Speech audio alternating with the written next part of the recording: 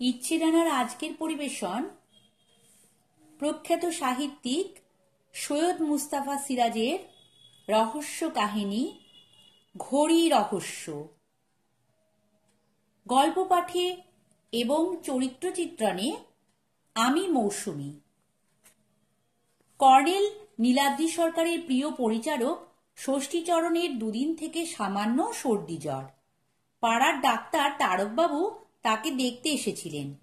প্রচুর আশ্বাস দিয়ে এবং লম্বা চওড়া প্রেসক্রিপশন লিখে তিনি আড্ডার মেজাজে বসলেন।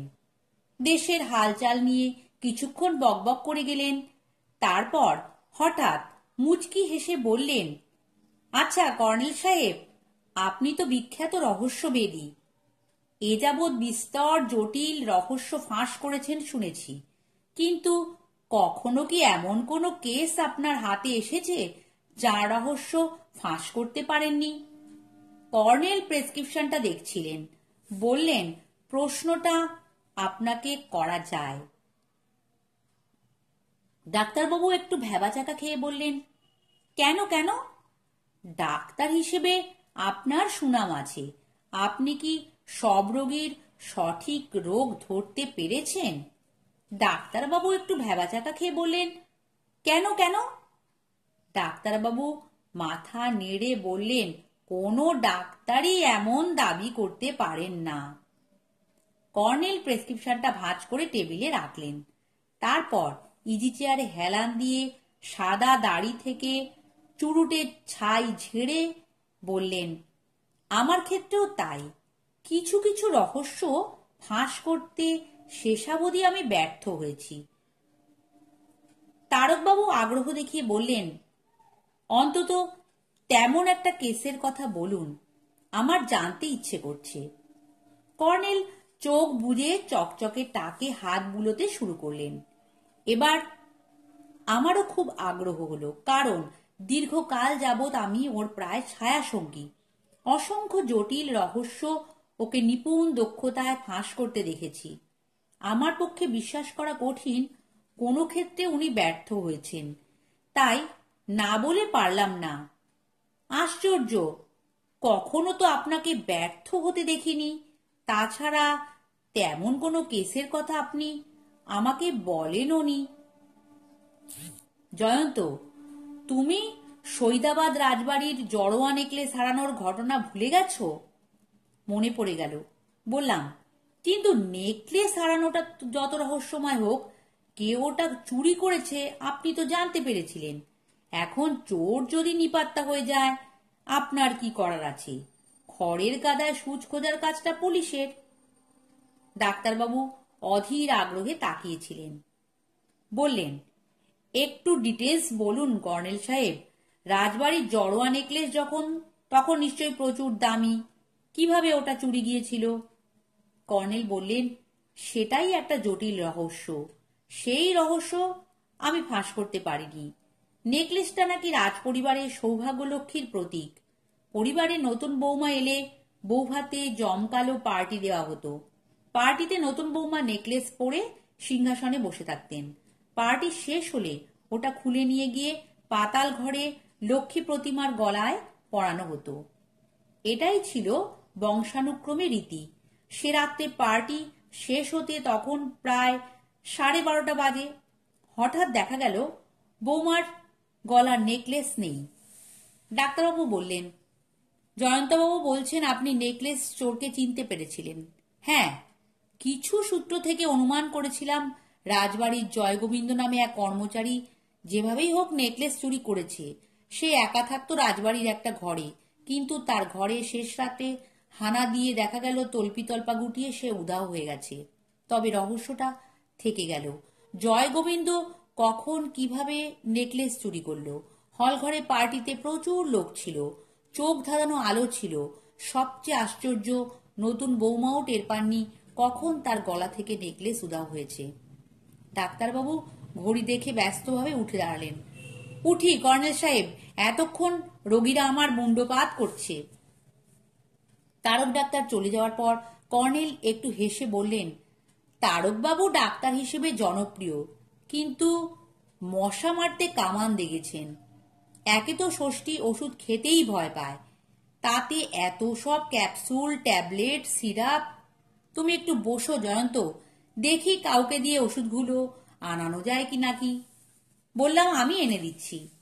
এই সময় ডোরবেল বাজলো এবং ড্রয়িং রুমের দরজার পর্দায় ফাঁকে অবাক হয়ে দেখলাম ষষ্ঠীচরণ গিয়ে দিব্যি দরজা খুলে দিল। তারপর প্রায় তাকে ঠেলে সরিয়ে এক প্রৌঢ় ভদ্রলোক শটান এ ঘরে ঢুকে পড়লেন। নমস্কার করে কাঁচুমাচু মুখে তিনি বললেন, কর্নেল সাহেব, মূল্যবান সময় নষ্ট করার জন্য দুঃখিত। দাদা বলে গেছেন টাইম ইজ মানি।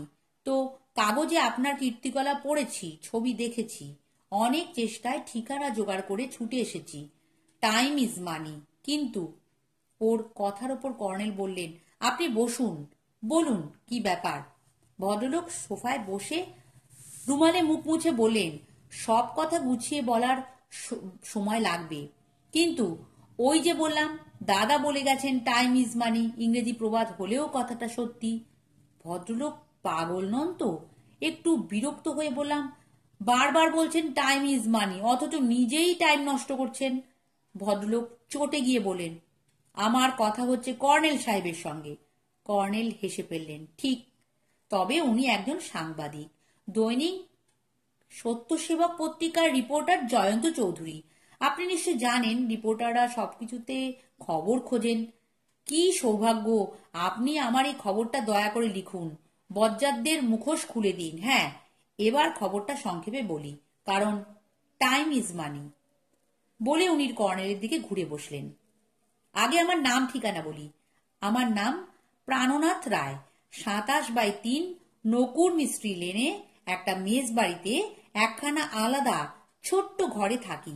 চাকরি করি মতিলাল ট্রেডিং কোম্পানিতে। তো কিছুদিন থেকে একটা ভুতুরে ঘটনা লক্ষ্য করছি। ধরুন, টেবিলে যে পাজিখানা যেখানে রেখে বেরিয়েছিলাম, বাসায় ফিরে দেখি সেখানা ঠিক সেইখানে নেই। কিংবা ধরুন, যে শার্টটা হ্যাঙ্গারে যেভাবে ঝুলিয়ে রেখেছিলাম, ফিরে এসে দেখি সেটা সেইভাবে ঝোলানো নেই। একটা কাঠের ছোট্ট আলমারি আছে, তার তালা তেমনই আটকানো, অথচ ভেতরকার জিনিসপত্র এদিক ওদিক হয়ে আছে। রোজ বিকেলে ছড়ি হাতে পার্কে বেড়াতে যাওয়ার অভ্যাস। কাল ছড়িটা দেখি ব্র্যাকেটের যেখানে ঝুলিয়ে রেখেছিলাম সেখানে নেই। এই রকম অসংখ্য ব্যাপার প্রতিদিন ঘটছে। আমি এর মাথা মুন্ডু কিছুই বুঝতে পারছি না। চোর ঢুকলে তো সে কিছু চুরি করত, কিন্তু এ পর্যন্ত কিছুই চুরি যায়নি। আমার সন্দেহ হয়েছিল কেউ বজ্জাতি করে আমাকে তাড়াতে চাইছে, কিন্তু গত রাত্রে হঠাৎ একটি শব্দে ঘুম ভেঙে যেতেই টেবিল বাতি জেলে দেখি কাঠের আলমারিটা নড়ছিল। শব্দ থেমে গেল। আতঙ্কে সারা রাত্রি আর ঘুম হয়নি। তো টাইম ইজ মানি, আর দেরি করা চলে না।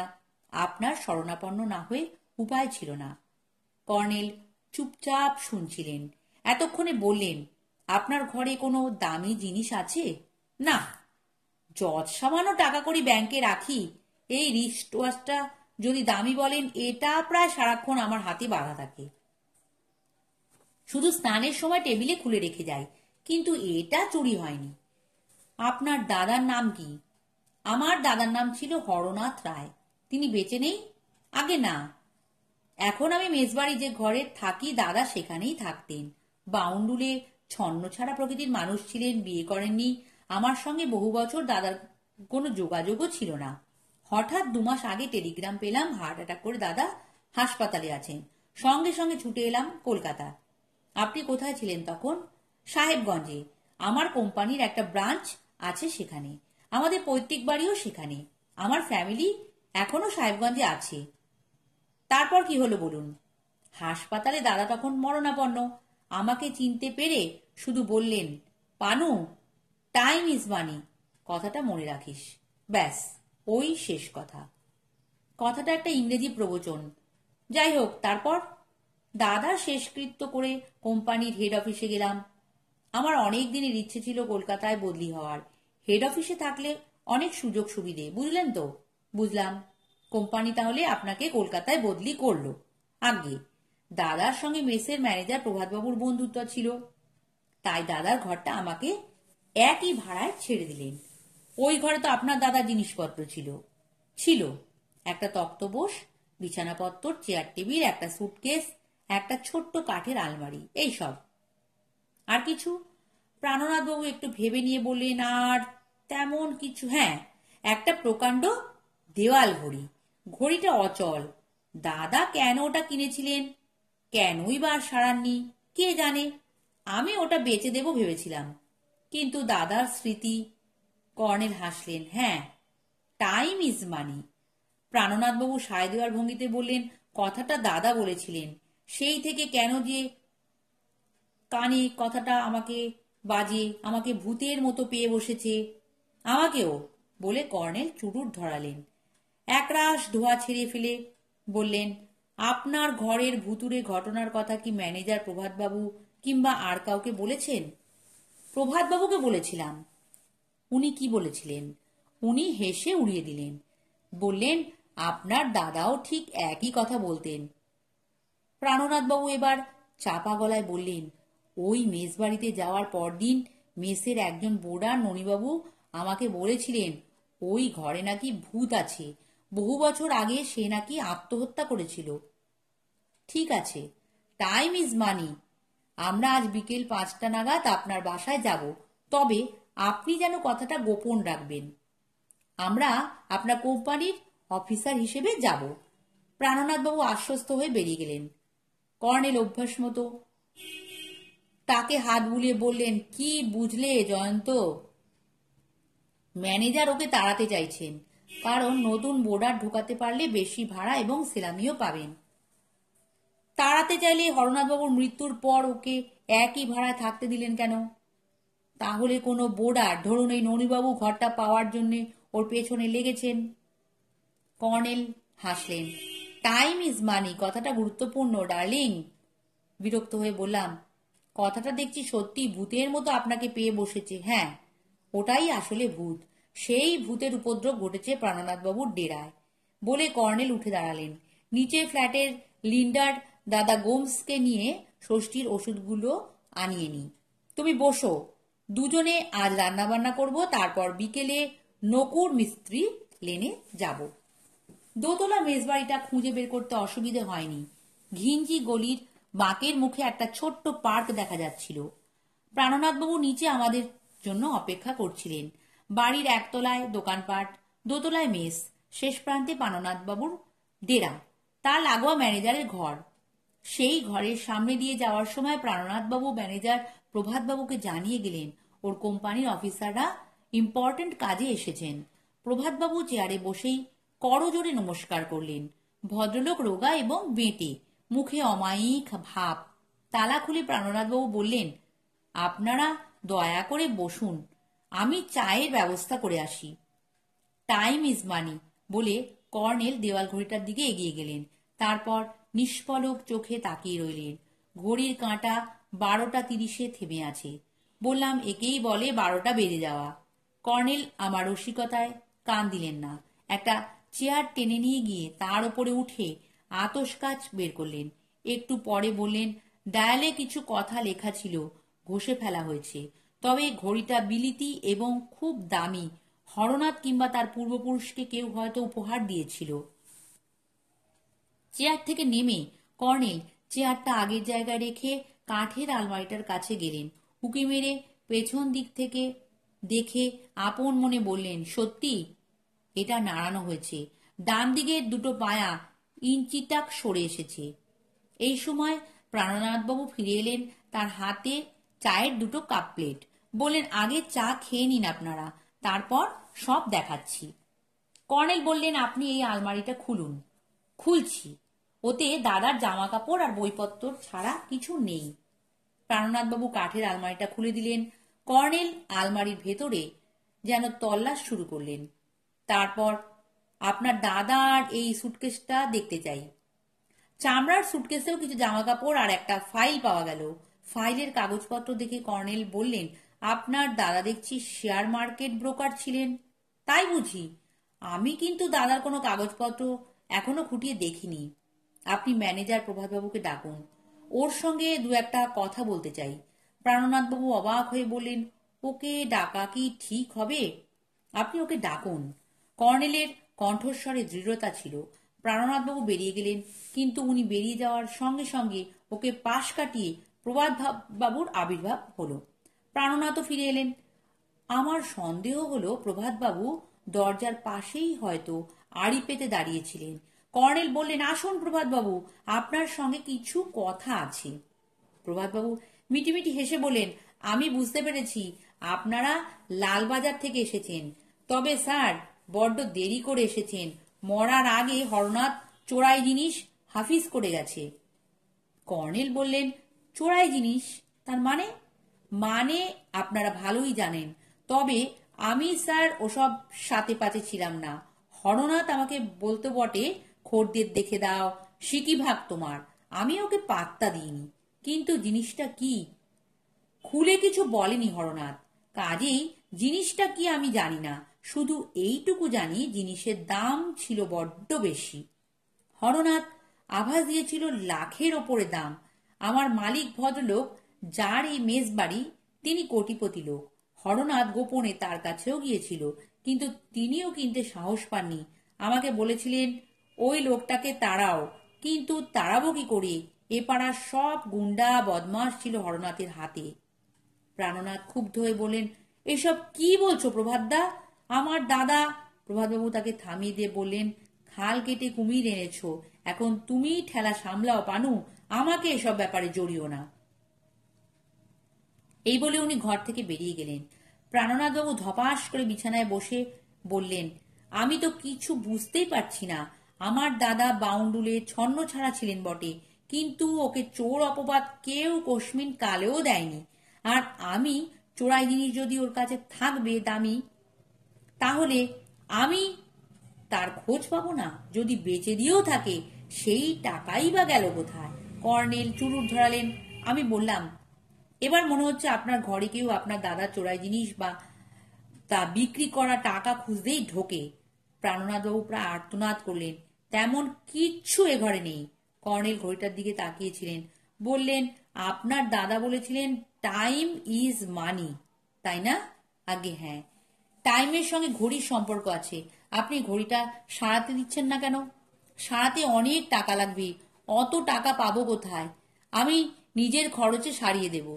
আমার ধারণা ঘড়িটা চালু হলে আপনার ঘরে আর ভূতের উপদ্রব হবে না। এই অচল ঘড়ি আপনার ঘরে ভূত ডেকে আনছে। প্রাণনাথবাবু ফ্যাল করে তাকিয়ে রইলেন। কর্নেল চেয়ার টেনে নিয়ে দেওয়াল ঘড়ির তলায় গেলেন। তারপর চেয়ারে উঠে প্রকাণ্ড ঘড়িটা নামিয়ে আনলেন। বললেন, দিন সাতেক পরে আমার কাছ থেকে এটা ফেরত নিয়ে আসবেন। কোনো বড় কোম্পানিতে এটা সারাতে দেব।